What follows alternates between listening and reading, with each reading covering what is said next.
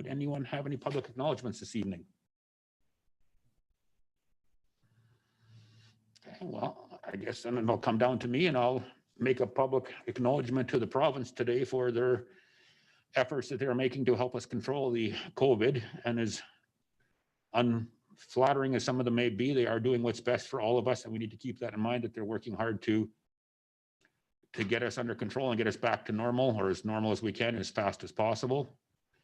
Some encouraging news today. They announced that they're having 101,000 doses accounted for to go to the first people, and they hope to have that completed within the first quarter of the year, so by the end of March. And that's pending with what we have available right now. If they can get approval for more vaccines, they hope to increase that drastically in the coming weeks. Other than that, I'm going to move forward and look for a motion to approve the minutes of the regular council meeting held November 23rd and the special council meeting held December 7th and 8th for the budget purposes. Councillor Nordic, Councillor Jorgensen, any discussion or questions? Seeing none, I'll call the question. All in favor? And that is passed and adopted. We have a delegation this evening. Celine Favreau, the Director of Operations and Planning for the Mid-Sass Municipal Alliance, is coming to present to us virtually. We'll just check if she's ready to be joined yet, and she is not. So we will just move forward until she is ready to go forth. So we are on to correspondence for the purposes of information only. I will look for a mover and a seconder to receive the items A to E for information purposes, and I will detail those after we pass that. Councillor Jorgensen, Councillor Herberger, thank you. The minutes of the REACT Waste Management District regular board meeting of October 21st. Is there any comments or questions regarding that? Seeing none, we'll move forward to the minutes of the Central Area Transportation Planning Committee held July 22nd, 2020. Any questions or comments regarding that? Seeing none, we will move forward to the Government of Saskatchewan Minister of Government Relations Elected Officials Resource Links. And is there any questions or comments about that? That is links provided to us to use as elected officials that will be of benefit in your duties as councillors and as mayor. Seeing none, we will move forward to the Saskatchewan Association of Rural Municipalities, SARM, name use of the municipalities of Saskatchewan. Comments or questions on that one? Which Councillor Mensch?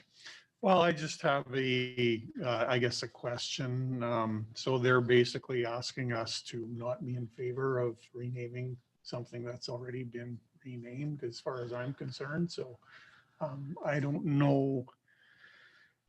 I know there is some confusion in it, but I don't know. I think it's something that's already been established and branded and out there in the public. So I think by trying to reverse it, it's just going to make it even more confusing. So I personally wouldn't be in favor of it, but I don't know. I think we're just receiving this for information anyway. Correct. So that's just my opinion, I guess. If it goes on the record, that would be fine. Thank you. And for you new councillors who may not be familiar with this, it was previously called the Saskatchewan Urban Municipalities Association. And at last year's convention, they unleashed a rebranding to the municipalities of Saskatchewan because they felt that Saskatchewan urban municipalities didn't give a proper enough array of everything. They said there was some confusion as to whether they were dealing with urban or rural. And so by renaming it to the municipalities of Saskatchewan, it encompassed everything. The biggest resentment has been that it was SUMA forever, and also that there was no individual consultations done with any of the cities or towns or anything. It was just dropped on us as a, here's the way it's going to be. And so that's where a lot of the resentment is coming forth.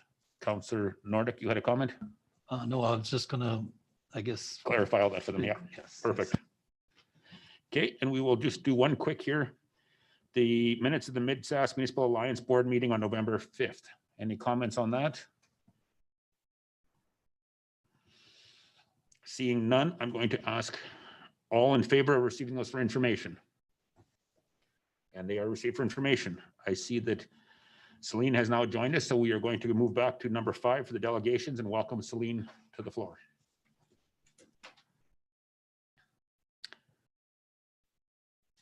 Good evening, Celine. Thank you for joining us.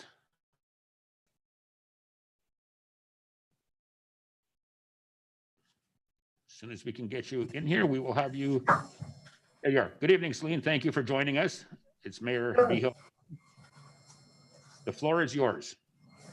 Thank you. I appreciate the opportunity to connect with your meeting this evening.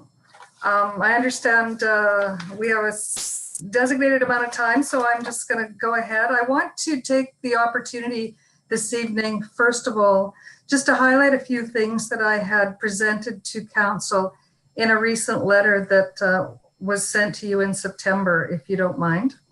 Absolutely. The MSMA's mandate since forming has been to work together to sustain, build, and grow the communities across the MSMA region.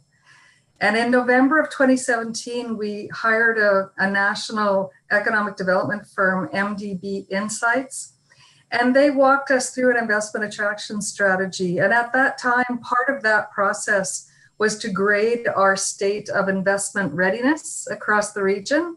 And at that time, that grade was a 39%.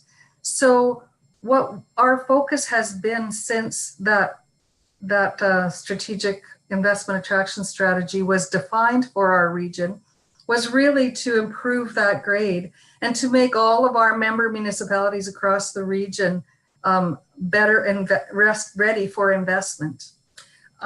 So we have been working hard to improve that grade to the benefit of all municipalities, with the City of Humboldt being positioned to see the greatest gain.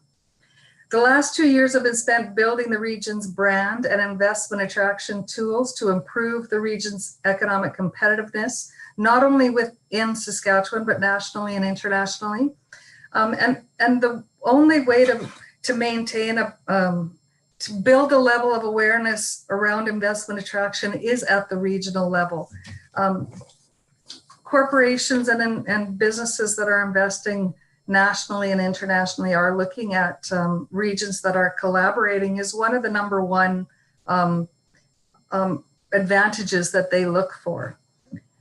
So over the last 2 years, we've built the brand and we're more ready than ever now with a new regional brand. We actually spent our evening when we were defining a brand for the region and having come up with Rural Charm, Urban Promise, we spent an evening in the hall at the fire hall, in the upstairs meeting room of the fire hall in Humboldt, going around the opportunities or the ideas for branding of the region.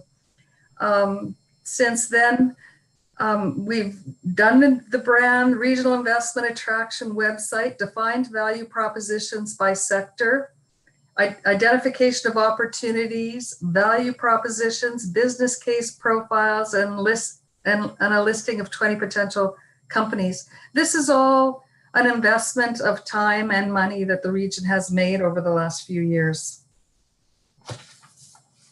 Since the MSMA secured this funding for the Investment Attraction Initiative, it's also attracted funding and support for a number of other projects. Activity generates activity, right?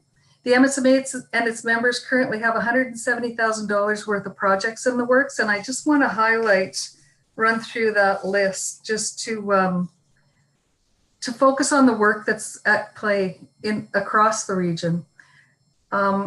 We have a regional land use planning strategy that we receive funding from the provincial government on, and that's funding that they have a pool of funds that they've set aside for regions to support regions across the province that are collaborating. The province has put this funding together, and this was 100% funding that we received because they saw value in us establishing a model for regional land use planning.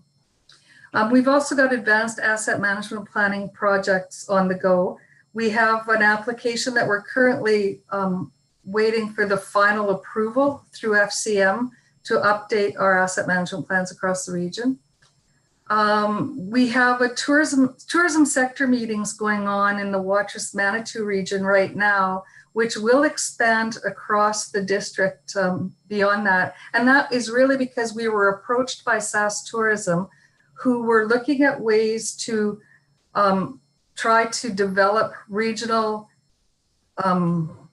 products or regional tour products or packaged tourism product. So they identified 3 regions across the province to use as pilot areas, and our region was chosen as one, and that's because of the fact that we are functioning as a region with the number of municipalities that we have participating. We also have the potential, the activity, or COVID has limited our activity this year, but we do have, besides the tourism sector, we have 3 other sectors on the drawing boards for meetings to start bringing together businesses across our district. Food processing is one, and we've been targeting having meetings in the Watson area for that sector.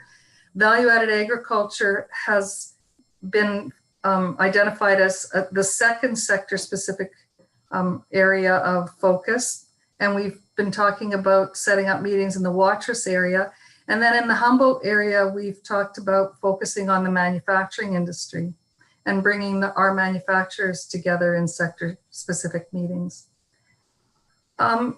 You're probably all aware as well that recently we received funding through BHP to establish a regional business database project. This is a project that I have been, that BHP had brought to my attention a few years ago, that was an interest of theirs to work towards establishing a more detailed listing of business products and services across the region to help support them in their efforts to engage more locally with local business rather than bringing supplies and services from outside of the region. And COVID this year has really, it has refocused their attention on that issue, being that they would really like to be in a position to be able to support businesses across the MSMA going forward after the pandemic. Thrive Saskatchewan has, we had a number of communities that were approached by that program to participate in. It's a new version of the Main Street program, which I think you're familiar with in Humboldt. But we had 3 communities that were approached, and one was approved. Nokomis is a community that's currently participating in the Thrive Saskatchewan program, and we believe that there's opportunity to continue to have all of our communities that are interested in participating in that program go through that. We're also, we have a regional strategy in place to improve high-speed internet across the region. Now, I know that that's not a #1 concern in the city of Humboldt, but we do have member municipalities in our district that are underserved communities. So we are focusing on helping to support their need for a higher level of high-speed internet. And that really is, especially through the pandemic, these pandemic times, the need for quality high-speed internet has become more and more evident across the region. 2 other initiatives that we have on the go are we have got ourselves in the queue with the Department of to have our OCP implementation strategy defined, or the department of planning has offered to go out across the region into planning districts to help support re-engaging efforts and the focus on official community plans to establish them into strategies that focus more of a working plan strategy to advancing our official community plans.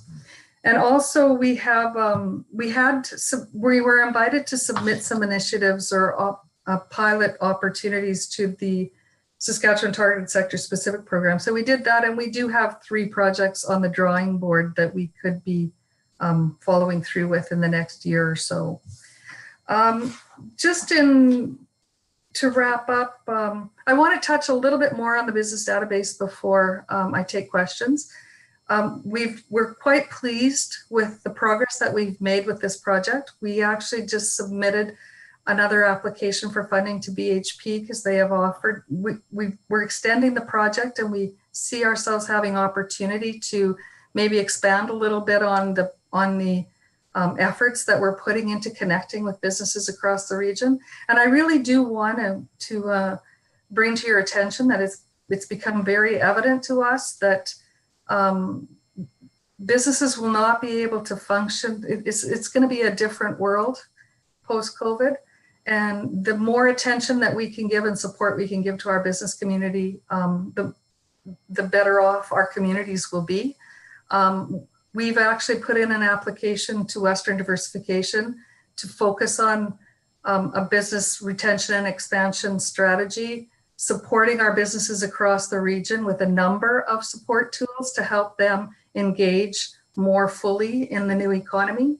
We know that the statistics are showing us that consumers are going to be looking at, they've made connection with online stores and suppliers through this time, and they will be maintaining that connection even post-COVID. So our businesses will need support to pivot into that new economy.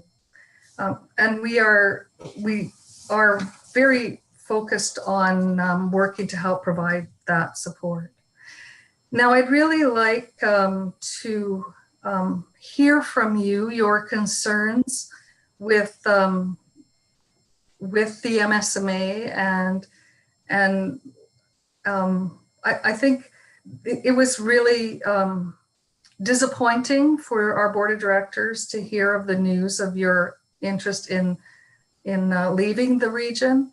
Humboldt has been a lead municipality since 2009, as I said in my letter, to support and lead the region, and the other municipalities have strived hard to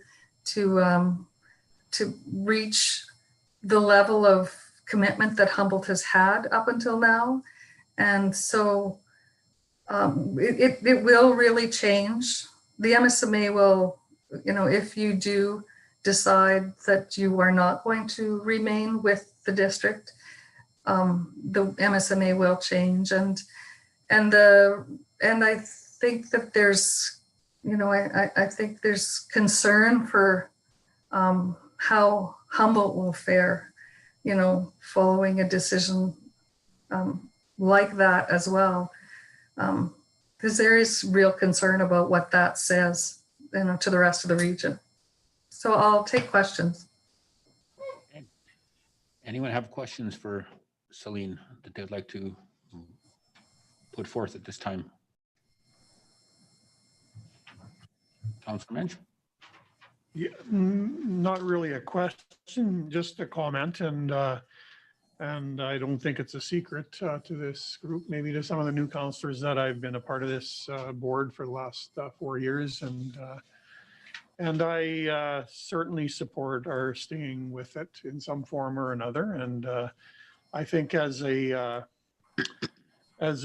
council, if things aren't working the way we thought, they may, with this group, I think we need to pursue options amongst ourselves, whether that is, staying on or a modified version of that. And I think there has been some discussion around the table that what that might look like. But I think, with the information provided here, I certainly see some value here. I mean, there's a number of projects that are on the go and that have been on the go for a while, and that may not have been the case over the last number of years. I think the focus of the group was more, seemed suited to some of the planning and bylaw things that the smaller communities, I think, benefited more than us. But I think the direction taken most recently is that of economic development and working as a region to attract new ventures and those ventures, even if they end up in communities around our community, that they will still benefit us, whether they're in the RM or in Watson or in Lanigan or wherever, that they will certainly benefit our merchants and our businesses and our community. With the contacts with BHP and an announcement coming forth there, I think that's something we need to consider. So I guess that's what I just wanted to comment on. And I think, we will maybe have to have a little bit of discussion here to see what our future might look like. But I certainly am in favor of staying with this in some form or another. So thank you. Thank you. Anyone else wish to voice some concerns?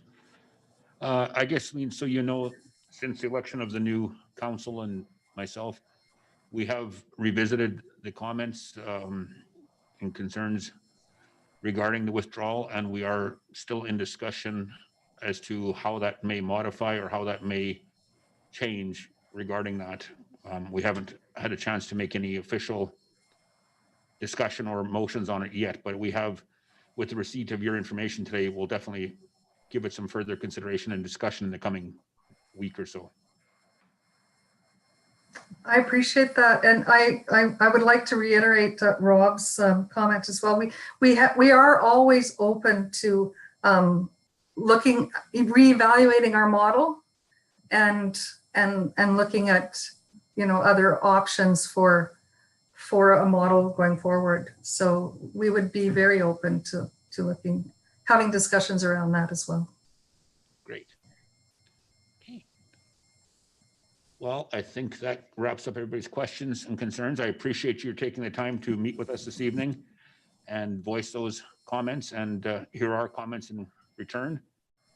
If there is nothing further for this evening, I'll thank you for your time and wish you a Merry Christmas. Thanks very much. Merry Christmas to all of you as well. Thank you. Okay. Do I make a motion to receive that information? To receive this information. Okay, I'd like to make a request for a motion to receive that for information. Councillor Mensch, Councillor Herberger, all in favor? That is received for information purposes. Okay. Moving forward, we are on number 7, new business for the evening. Do I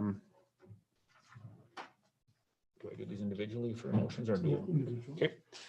The first up is the city clerk's report on information technology allowance. I'll look for a mover and a seconder to hear that report this evening. Councillor Cordy, Councillor Nordic. All in favor of receiving? No, not yet. Sorry. Okay. That one I can get a little bit carried away with. Sorry. Okay. The floor is yours. Thank you, Mayor Beal. The Information Technology Allowance Policy was presented to Council in October of this year. The policy was to provide financial compensation to each council member for the purchase of an electronic device, which would enable them to receive their council agendas, emails, and other correspondence related to their councillor duties. At that time, Council wanted the policy to be revised to include both an allowance for councillor-owned devices or to provide the option to receive a city-owned device for the duration of the term of council. The Information Technology Allowance and City-Owned Device Policy that has been attached provides the option and provides the city clerk with the guidelines to carry out ensuring all council members have access to their council information and stipulates what the councillor's responsibility is for the devices and for the confidential information. The report provides that the recommendation from this report is that the Information Technology Allowance and City-Owned Device Policy be approved as presented. Okay. Any further discussion on that or questions regarding that motion? Okay, if there are none, I will look for a motion someone to put a motion forth for that. Well, Mayor, you actually asked for motion and seconder just to hear the report. So we have to prove that and then do a motion too. You probably should have opened up by asking somebody to move the recommendation as a resolution. Got your mover and seconder on that one. Okay, I think if you can get if it's all right with the mover and seconder to either withdraw or amend. amend. Okay, they're willing to amend that To the recommendation of the city clerk's report. Okay, thank you. Okay, seeing we botched that one quite well, but that, I will then ask a question if all in favor. That is carried unanimously. Okay, moving forward to the Leisure Services Director's COVID rate subsidy report on page 34. I will look for a mover and a seconder to receive the recommendation and move on the recommendation. Okay. Councillor Mensch and Councillor Herberger, thank you. And you have the floor, Leisure Services Director. Thank you very much, Council. So my report is before you. The recommendation is pretty straightforward. I'm recommending that an hourly ice rental rate of $100 per hour for Humboldt Minor Hockey and Skate Humboldt rentals retroactive to November 30th, 2020 be authorized, and that this rate remain in effect until January 30th, 2021, that should be. So this falls in line with what we did back in the spring with our ball user groups, where we reduced their rates on their fields through the use of Sass Lotteries grants to cover those costs in order to get them out and playing without being a burden on their participants at that time. Minor hockey and Skate Humboldt up until the end of November had not come requesting any subsidized rates. They were doing okay with what they were supposed to within their restrictions. The restrictions that came at the end of November further impacted their ability to put people on the ice. On November 27th, they were required to only have 8 members on the ice at one time, plus instructors. What that's done is that's meant that they've had to spread out their user groups and give less time to each of their participants.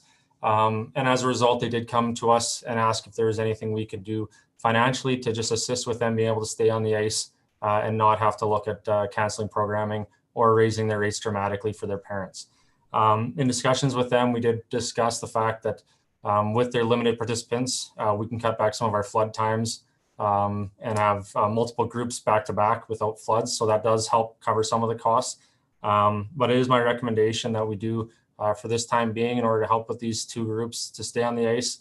These are the 2 organizations on the ice side that are contributing to, or that have programs that are open to all residents.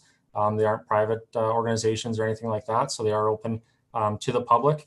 I would recommend that we go ahead with this rate subsidy and that we can cover the estimated costs for that out of both the 2020 Sass Lotteries grant and the 2021 Sass Lotteries grant. So it would not be a cost to the taxpayer. It would just be a use of grant funding that's available to us. In 2020, the city has a larger portion to be able to allocate due to a lot of the organizations not running programs. So we do have the funding to help offset this without digging into our reserves. Great, thank you. And I appreciate the work that you have done to find the money without having to look at taxpayer dollars for this. That's fantastic. Does anyone have any questions for the Leisure Services Director regarding this? Councillor Mensch. Just a comment, I guess. I think this is an excellent idea. It's something that we've kind of set a precedent for with the ball groups in the spring. And I think I again commend the director for coming up with some creative ways to finance this, like you mentioned, Mr. Mayor. And I think it's, like I say, a good idea that we can help these groups out where possible, because this is of no fault of their own that they're having to do this. So thank you. Absolutely, thank you. Anyone else have any comments or questions? Okay, seeing none, going to call the question. All in favor of adopting this? Okay, and that is. Sorry, the only question we had is that it states 2020 and then it was amended to 2021. So it was just a matter of, again, whether, and I'm sure that everybody's in favor of it being absolutely as corrected to 2021. I guess I'll call question. Being that I can't see her, I should double check this. Councillor Klitsch is joining us tonight virtually because she's self-isolating. Did you have any concerns or questions regarding that? No questions or concerns. Perfect, thank you. Okay. Moving on to the finance manager's report, the budget to actual financial report for the year. I'm going to call for a mover and a seconder to receive and adopt this report as presented. Councillor Norda, Councillor Cordy, thank you. Jace, you have the floor. Thank you. My report is for information and to file. Attached with it is a copy of the budget to actual report ending November 31st. Many of the variances, as I previously commented on, are due to COVID. Many are still there from the previous report, with the exception of a few. Are there any questions on any of the variances? Does anyone have any questions for Jace? Councillor Herberger? Hi, Jace. Thank you for the report. I just had one question in regard to taxes and grants. Now, you said that's going to be slightly unfavorable. It's in a huge surplus. Is that going to be being used in the next month? So that one, a lot of that is from our, let me see, that one is from gas tax, I believe. City manager shaking his head no. That's a municipal revenue sharing grant from the province. Normally comes in two portions, one in mid-year and one in December. In 2020, because of COVID, they advanced 100% of that funding by summertime. So there's, I don't know the dollar amount, $300,000, $400,000 or so that we received early. Perfect. Additional questions? Thank you, Jay. Seeing none, then I will call to question. All in favor? And that is carried as well. Moving forward to inquiries. Does anyone have any queries of staff or administration? Okay. Next, we will move into committee. Oh, sorry. Just one Councillor quick Lynch. one. I noticed, I drove by the Uniplex, and the lights that were installed in the parking lot are still not all finished. I was just wondering what the status is of that, please. I can provide a brief update on that. So there are currently 6 light posts still to go up. During some preliminary testing with the concrete, they found a concern with a couple of them. So right now, Catterall and Wright and Brockmans and Hergots are all working together to figure out a solution for theirs so we can get the lights up right away. I'm expecting a phone call from Catterall and Wright this week in the next couple of days here to give me an update on that. I also spoke with Hergots last week, and because of how the power is run to each of the lights, they're all daisy chained together in 2 different runs. Because of that, we can't turn any of the lights on because they're not all connected in the sequence yet. So we will just have to wait on this corrective action from Catterall and Wright, and hopefully we'll have some answers to you within the next couple of days here. As I have more specific answers, I'll have those forwarded through the city manager.